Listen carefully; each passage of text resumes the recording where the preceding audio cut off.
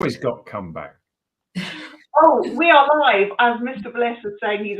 I've always got comebacks for him. So, good morning, everybody. Welcome to what is going to be a jam-packed 45 minutes of Be Career Confident. Welcome. We are going to get dug straight in. So, initial things to say: please use the comments to ask questions to myself and Charlotte as your regular hosts. And we are very delighted to welcome Simon Bliss, who is the chair of Team. Morning, Simon. I'm coming back in a minute on some comments. And Team is the largest network of independent recruiters who work together, collaborate, share business, share practice. And I've been a member for this is 12 years old, so it must be 11 years. Charlotte, I think that's how long we've known each other, because we met through Team. So there's the conduit and the gel. So today we're going to try and review the labour market. Now, we can only fit so much in 45 minutes. And let's have a little bit of a nod to what's going with the economy first of all. You know, we have our new Prime Minister, we have a new cabinet, we've got lots of announcements that are due to come through today, which will have an impact on business. And I think we keep those in mind while we're talking about this. Any specific questions around, as I say, labour market and anything that we're saying, please pop the chat in. Lovely to see everybody saying good morning. I will be keeping an eye on the chat, by the way. So yeah, we've got a new PM, we've got a new government coming through. We are in a state of insert word. A bit of chaos. Bedlam, chaos, opportunity, I would say, and there's lots of things happening within the labour market, within the recruitment sector. We know that there is a skills shortage, there is a labour shortage, and everybody is trying to hire talent. What we want to do today is think about what's happening today, what might happen over the next few months, and as businesses, what we should be doing to attract the right people to our organisations. But also, if you're listening here and thinking about a career for yourself, what do you need to be asking those employers when you're going for an interview? Getting under the skin of those businesses to see who you actually want to work for. So I am going to come straight to Mr. Bliss this morning, because you have got some amazing stats for us. And when the stats all came through, I thought we've got 45 minutes to talk about stats. But let's go. Simon, welcome. Thanks for joining Be Career Confident. Give us some numbers and some information. Okay. Well, I poached a lot of these because I have no original ideas or thoughts. So my good friends at the REC helped. Neil Carberry, the CEO there, is a good supporter of Team and spoke at our London event recently. And some of the stats I've got from are directly from the REC. So no apologies for my failings. New job postings soar as holidays end and firms gear up for the Christmas peak. And last week, there were 2.08 million job adverts in the UK, a new record for 2022.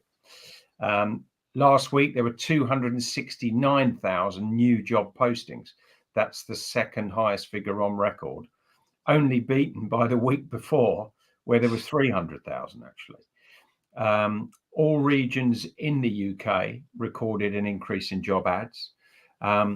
All occupations in the UK, except, and get ready for this, dancers, actors and entertainers, recorded notable increases in job adverts. I suppose Strictly is now booked, isn't it, for people? So no ads available there. You shared these stats, and I'm just going to pop. There was a couple of really interesting ones when you were sharing these, and the one thing. So 4 out of the UK's top hiring hotspots were in the West Midlands. You said everybody agreed that they were the top 4.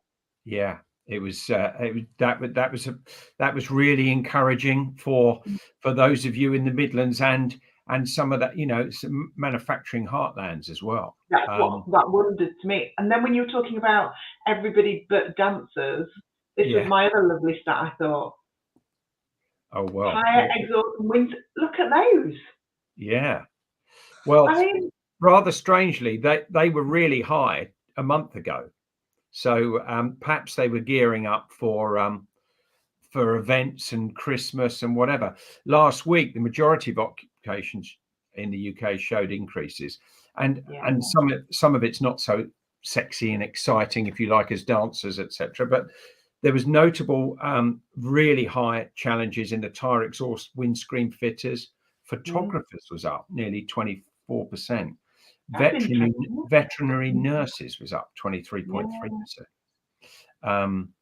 But all UK regions saw substantial growth, really.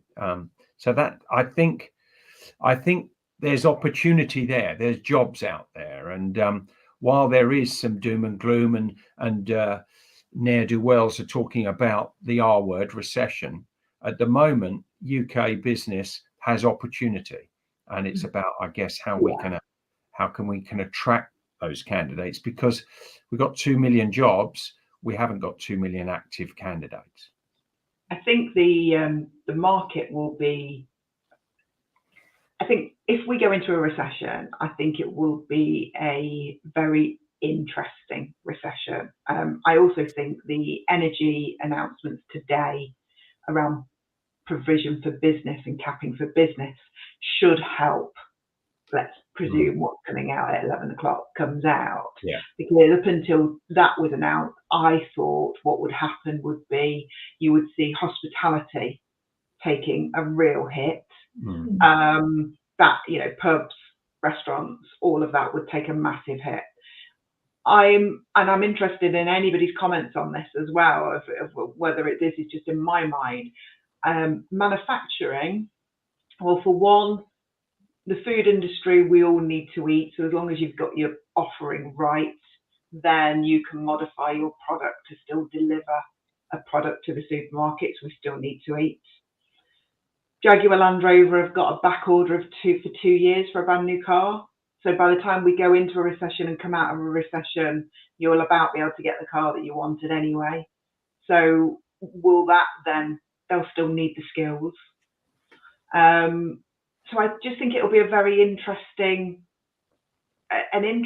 recession, and we've still got a skills shortage and a labour shortage because people have retired early in the pandemic.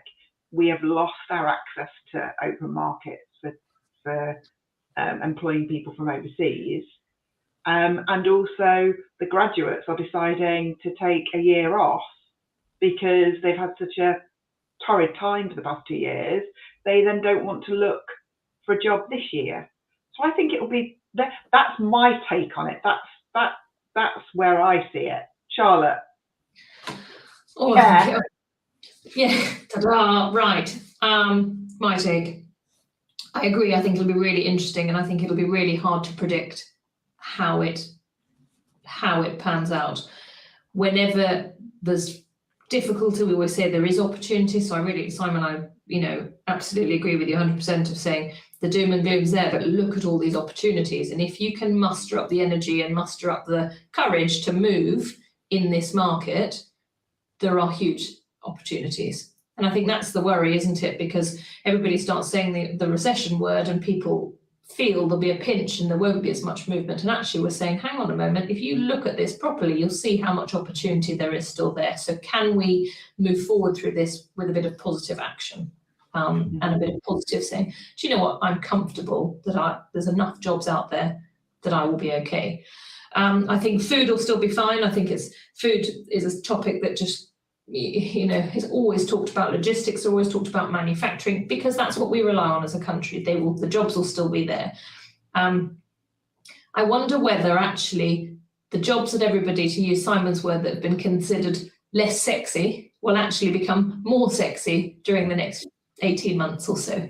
The stable, the consistent, the guaranteed work, You look at during the COVID period, who are the ones who had loads of money? Who are the ones who did really well? The delivery drivers. And actually that flexible working again, and we'll move on to that in a minute.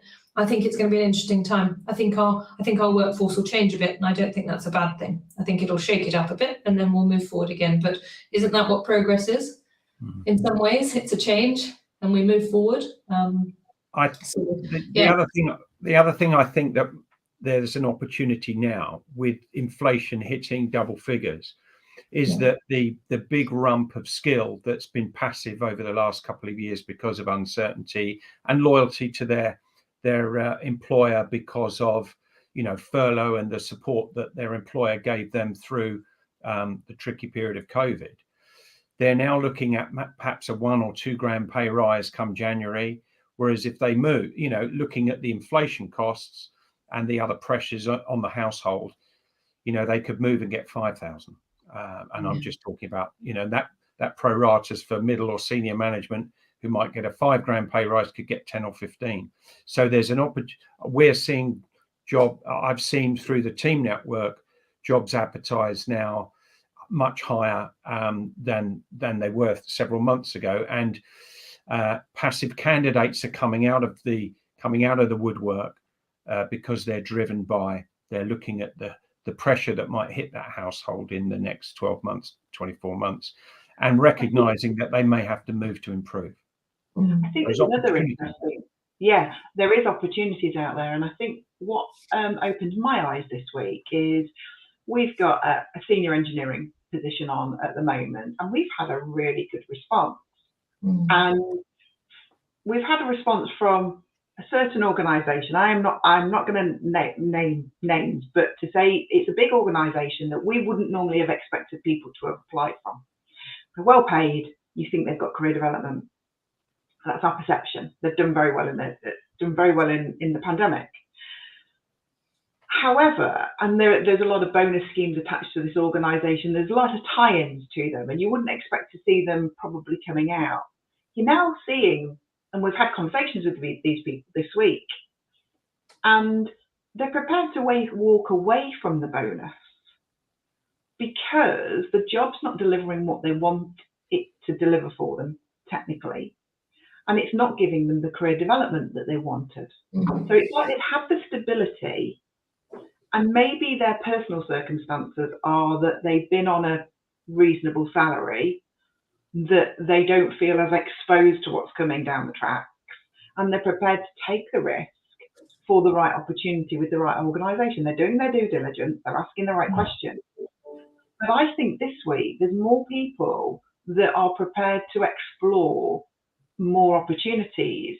Now, let's see whether they actually do move. That's another thing. We know that in our market, people will start to have a little bit of a look. But the driver hasn't been the salary at that point.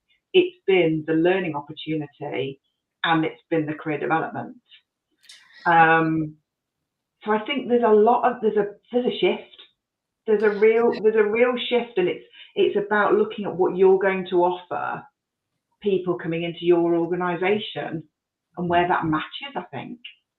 So I absolutely 100% back that, because I feel there's been a change in rhetoric around flexi working and flexi hours being the primary driver. It's been almost deeper than that, of value and personal development. How can I improve? Because there was a quick move, wasn't there? Well, there wasn't, and everybody stayed, and they stayed with the employers who were felt looked after, and we were keeping our employees who we felt we wanted to retain. That's where it was. And then there was this, actually, I'm going to move because I don't want to go back into the office. I'm being told I have to come in, I don't want to come in, or vice versa, or whatever. And there was a bit of movement.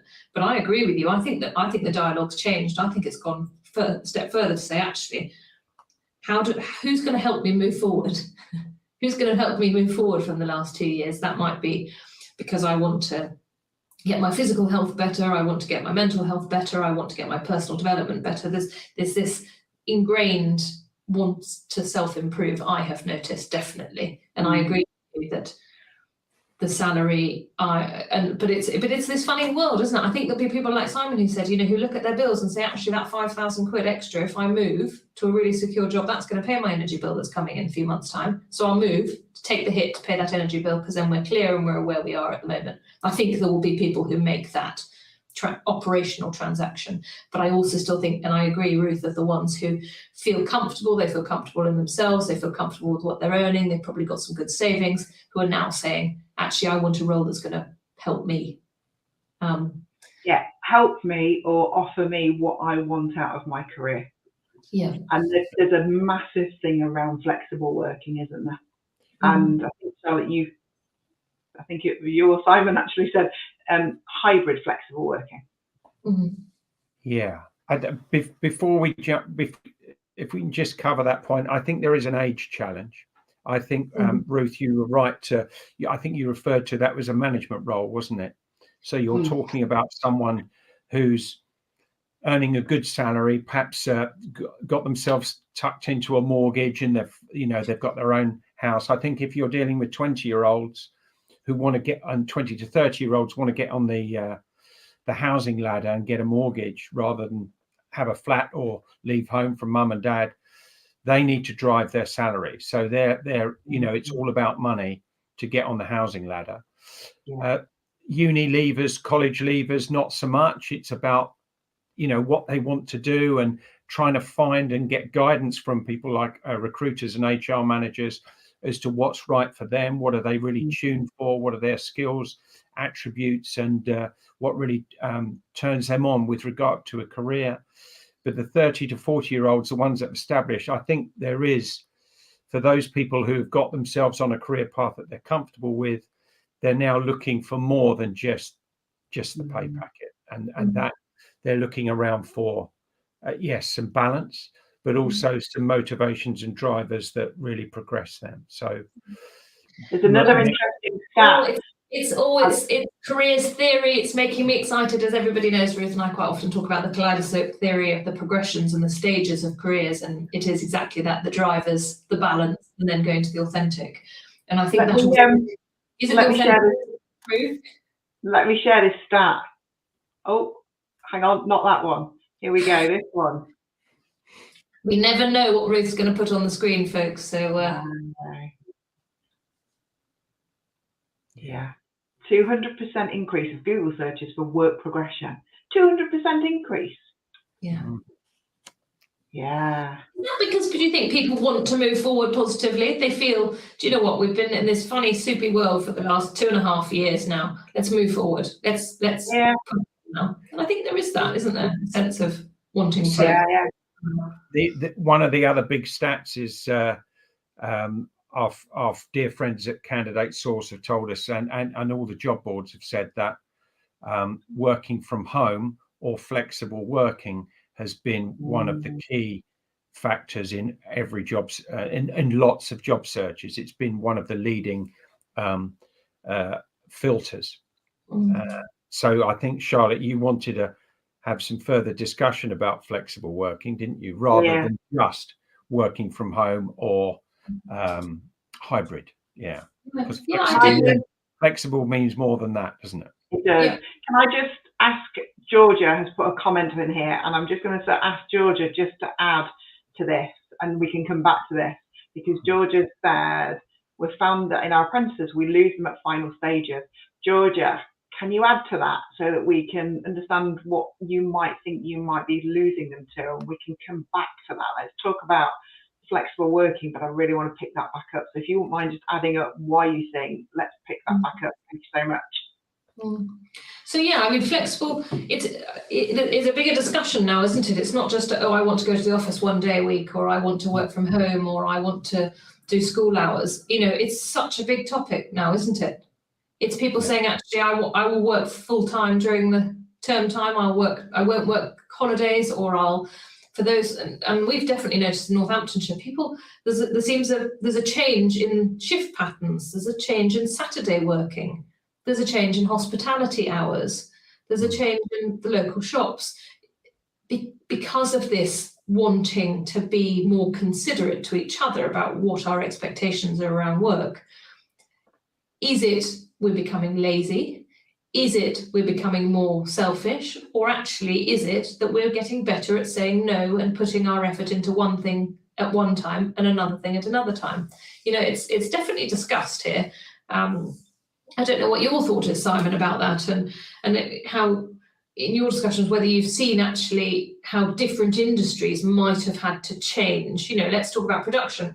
How might a production facility retain its team if you've got people who want flexible working or hybrid working, but they can't potentially because of the role? And that's what we need to be careful of, don't we? Yeah, well, there's people are doing job sharing. People are looking at different shift patterns so they can, you know, if you've got a factory and you're paying a lot of money to just to have the land, the factory, the operation, the opening, you can think about some flexible shifts and keep that operation open, but maybe with shorter shifts, or give people some choice. I know some people have gone for instead of 5 8-hour days, they've got 4 longer days with some flexibility to have a breather after a month, because the longer days are really having an effect on them. You know, it's fine if you can do it 4 long days and then you have to sleep for the 5th. But I know some factories are doing that and exploring that so that they can give people some choice and give them a 3-day weekend instead of a 2-day weekend. And that is sometimes working. My brother-in-law works on ferries, and he joined as a 5-day worker, and now he's a 4-day worker, and he absolutely loves it, and that's working for him.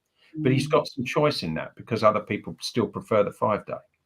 And that is exciting, isn't it? This is exciting. This is exciting for the labour market, that we can do this and we can create, because we're not all the same. We don't have the same pressures. We don't have the same drivers. And actually, to be able to create a role and an opportunity and a working style that works for you as an individual, that is exciting, I feel. I think it's tough. I don't think it'll happen overnight, but I think it's exciting. And I think it is exciting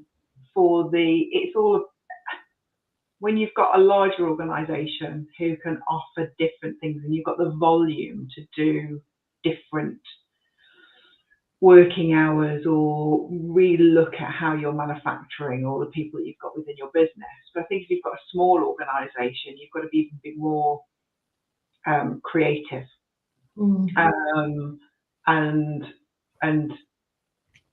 And that's, I think, going out to your existing, but big and large organisations, but going out to your existing workforce and understanding what the appetite is and why they stay with the organisation, and maybe being brave and say, what would it tempt you to leave us?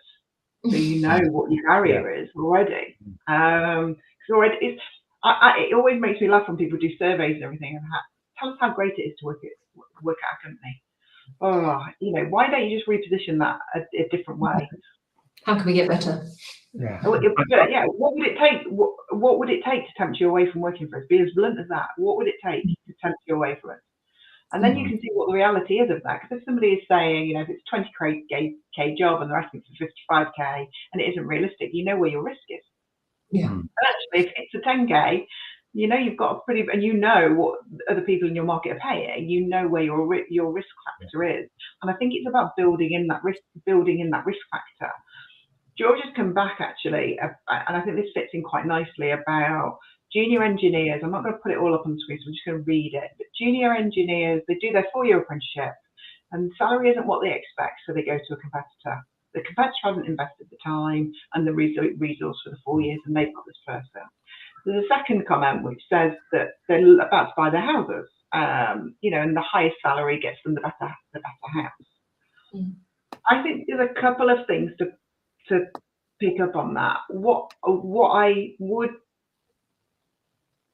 say is, I don't know whether I'm seeing this through rose-tinted glasses, but in the 80s and 90s, when everybody did apprenticeships, everybody lost apprentices and everybody gained apprentices at the end of that time, because everybody was doing them. So you would end up, people would come out of their time and move on, and then you still have everything coming through.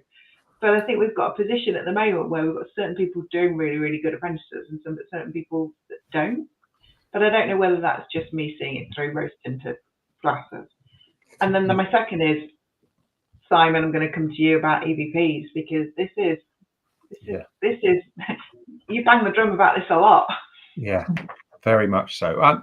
Just while we're on, I think because we're from a recruitment space and we've got some guests today from recruitment, I think the recruitment industry has always been get in early, work hard, leave late, go home exhausted, but hopefully you've earned a good package. And that industry over the last 2.5 years has dramatically changed, where smaller employers, larger employers, mid-sized employers have all created different ways of flexible working, and for the most part they have maintained productivity and been able to retain staff, and a lot of them have got the balance right between hybrid, between arrival, work from home for the first couple of hours, don't commute at the busiest times, then have a break, go to the gym at a strange time, and then come in later. So I think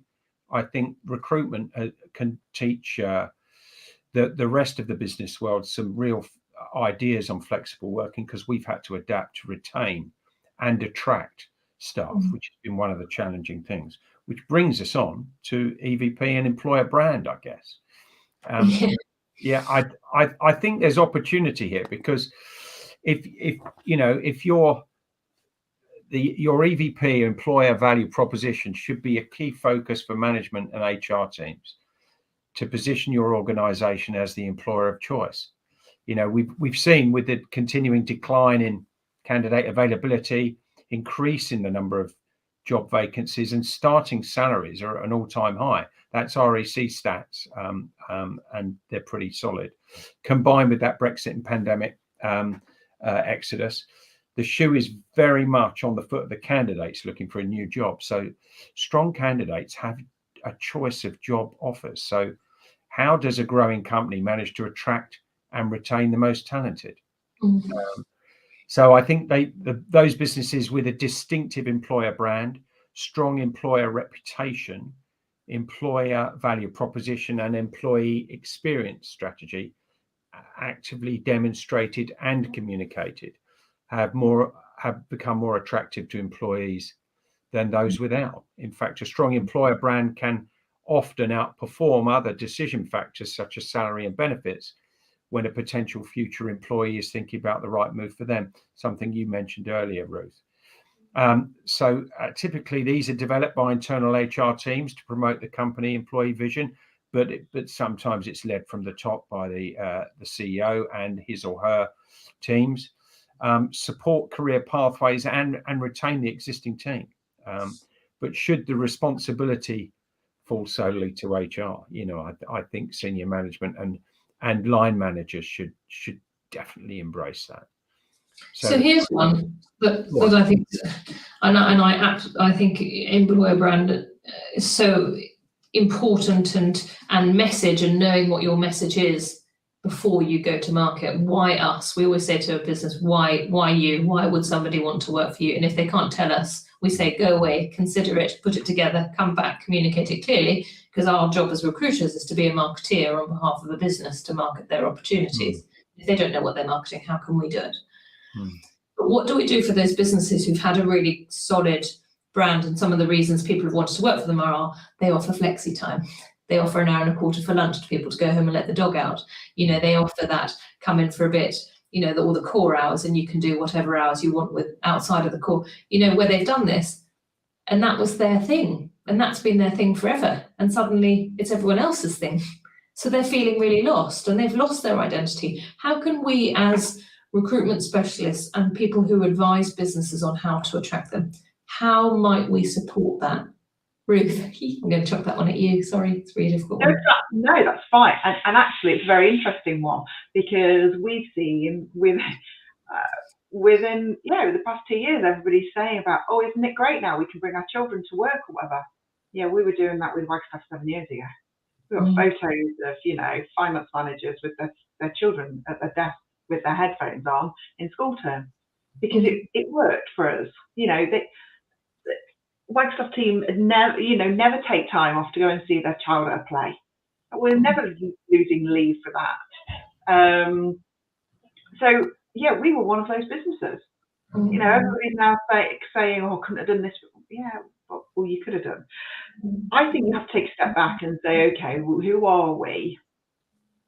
And actually, who do we want to be, and where do we want to go to?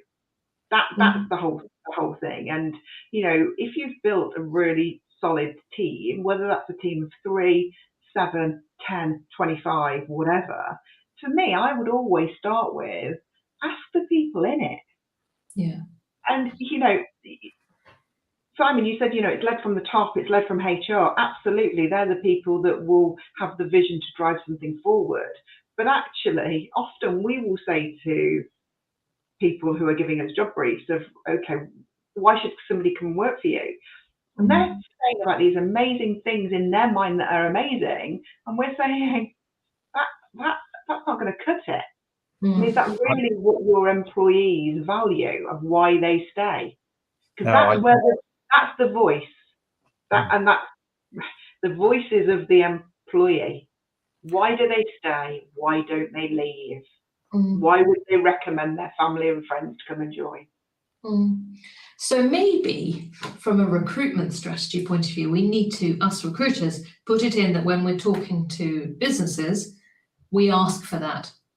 We want to know what your employees say. Why do they enjoy working here? So that we can use that. It's one of our questions. When we take a brief down, it's one of the things that we always say. We say, what would your team say about working for you? Yeah. That's an interesting one. You see the hiring manager sort of squirm in their chair. Yeah. And then we say, what would their colleagues say about them within a team? And you just then get some very different language, because then you don't get a job description language. You get the language of what's happening on a day-to-day basis. I think it's good to expose, if company's brave enough,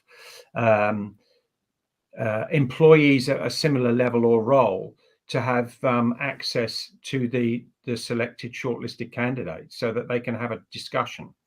Yeah. You don't, because firstly, the candidates can get a real feedback from the workforce who might be in a similar role.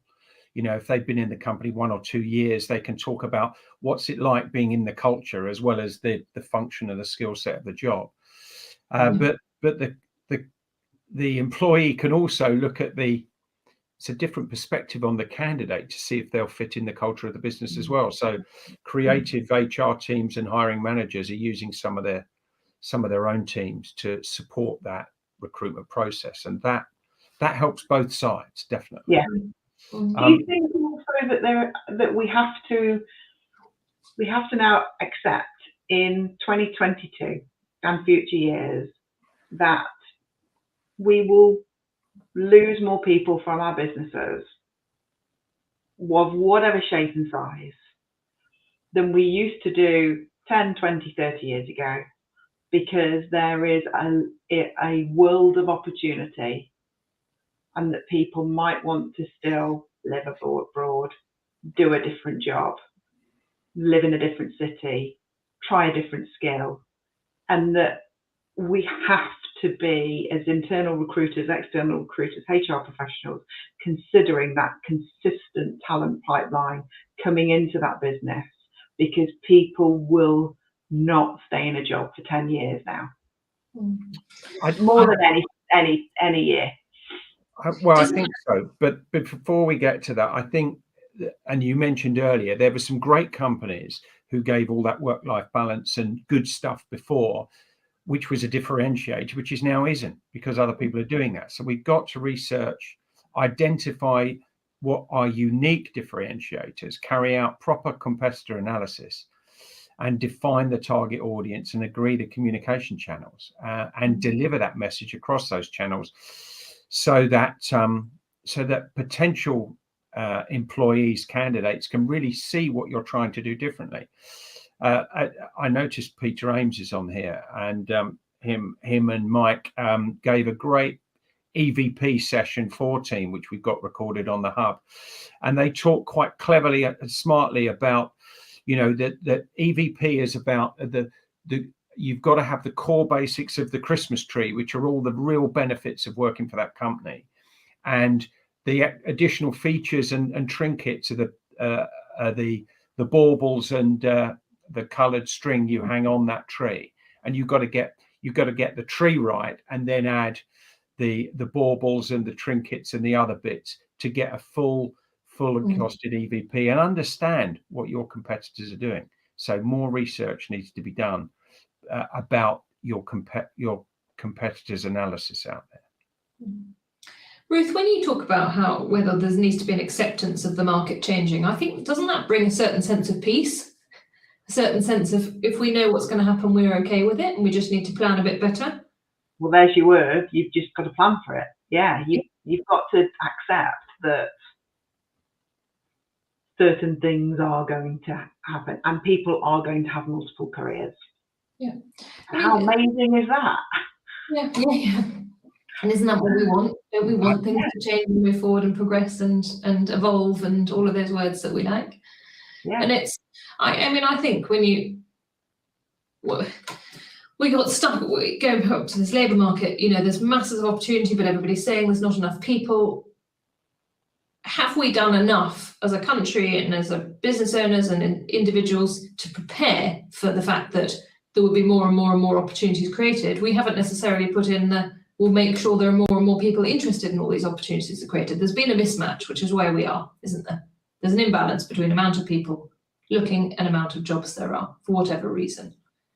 If going forward, we always, as a business or as individuals, companies, whatever it is, adopt a model of always being aware and listening and seeing people who potentially could be talent now, talent in 6 months, talent in 2 years, talent in 10 years, and have that networking, building rapport, building relationships with people who we say we need this person in our kind of network, but maybe not immediately. So I think, I like that. And it also takes the personal out, because I think businesses, they worry, our employees leave. Is that a bad thing? Give them everything that you can, let them become everything that they can, and then they can leave. And if they can leave with a positive, actually they go away and they act as your marketeers, because they say to people, I worked there, I loved it. Look how much I've learned. Look how much I've progressed since I've been there. So actually, again, it's putting that positive mindset on it and the view on it of it is not bad for them to go, because it creates an opportunity for somebody else to come in and to help the business move forward, but also help that person move forward. So I really like that. I think that's helped me personally, actually, to think about it like that way. And from an advisory point to say to a business, we might just need to change how we view this, how we view the labour market. So I'm conscious of time, and I also want to talk about this. How do we encourage? Everyone says the market's really tight. The market's tight. Loads of jobs, not enough people. We've got a whole bunch of people, and I mentioned this when we were having our prep session. There's a huge group of people in this country who aren't working, aren't taking benefits, but don't necessarily want to work or can't work because of childcare issues or this or that. So that's one bit. We've got a group of people who took early retirement during COVID because it was easier than battling furlough or not, or they said, you know what, I'm out now, great, coming back into employment. We've got a sector of society that find it difficult to get to work. You've got a sector of society who are going to retire. You've got a sector of society who are starting their careers. We've got all this, but yet we're still saying the employment market's tight. How do we create some movement? How do we get some positive going forward? Simon, your thoughts? Yeah, well, as some of you know, at our conference we had the amazing Lindsay Simpson, who used to be CEO of the Curve Group. She's got a business now developing over 50s talent and challenging ageism, and she's bringing some amazing retired talent back to the market to support established and growing businesses, to give, with that, if I can use that phrase, because I've got grey head experience, if you like, to businesses that have got energy and youth and creative ideas, but maybe not the experience to develop those. And have a look at 55 Redefined, because they they are doing some wonderful thing to bring some amazing talent back into the market. And we need initiatives like that. At the other end, I think there's opportunity for lots of youngsters who would automatically, with really good education at A level, take the path to uni. But quite a lot are saying now, do I really want 30 to 50,000 pounds worth of debt? What are the opportunities for me now in other roles, which might be through apprenticeship programs, or can I access the job market 3 or 4 years before some of my colleagues and friends? And I think there's a real opportunity there for good talent with leaving college and schools. So look, and as you said, Charlotte, a little while ago, those individuals could be amazing in 2 years' time. So invest the time in that. And just a quick tip I'd give to that poor lady who keeps losing those apprentices. There's got to be something creative about doing some competitor analysis to see what the competition is doing. They're obviously hanging on and waiting for those 4 years and then jumping on those candidates. Those competitors have saved a fortune on the nurturing and development of that. There might be a bonus for those apprentices, a retained bonus to stay. If you stay this year for the whole year, we give you a £2,000 or a chunk of money now, or we'll give you that in 4 quarters throughout the year. If you leave within the year, you have to give that money back or something like that. But we've got to get creative to keep those people and keep those rather aggressive competitors at bay. And I think if it's financial reasons they're leaving, then we need to look at the financial options to support that. If it's other reasons they're leaving, then we need to look at other reasons to support whatever the other reasons are. So I think it's knowing the reasons. And Ruth, going to do that. What would make you leave? Yeah. Everybody, listen to that. Take that on board. What would make you leave? Because we can address that. We can't always address the other stuff.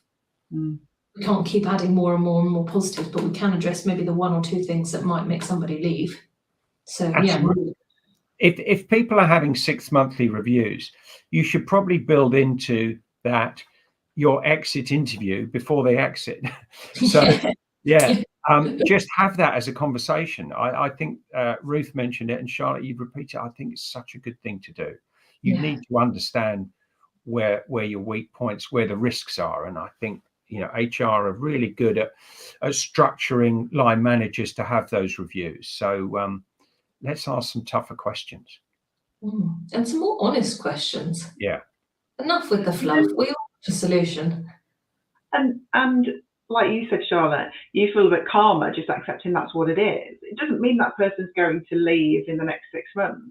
But if you know what the exposure is, it's coming. And what plans you need to make in place. And like you say, the emotion gets taken out of it. And it is very easy. We're sat here saying take the emotion out of things, but it isn't a very emotional process. Yeah. The reality is sometimes different, isn't it? But I think if we can have that, by the time we get to day 2, we go back to, okay, I get it now.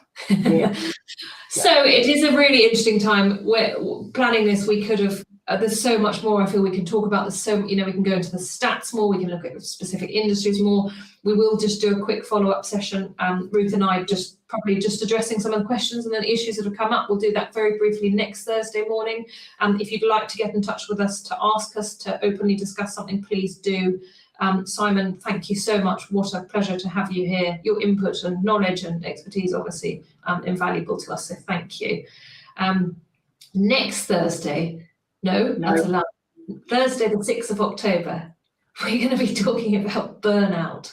I mean, the idea of talking about burnout makes us feel burnt out, all of us. I'm definitely is going to be. We put this in a poll and said, look, are we imagining this or not?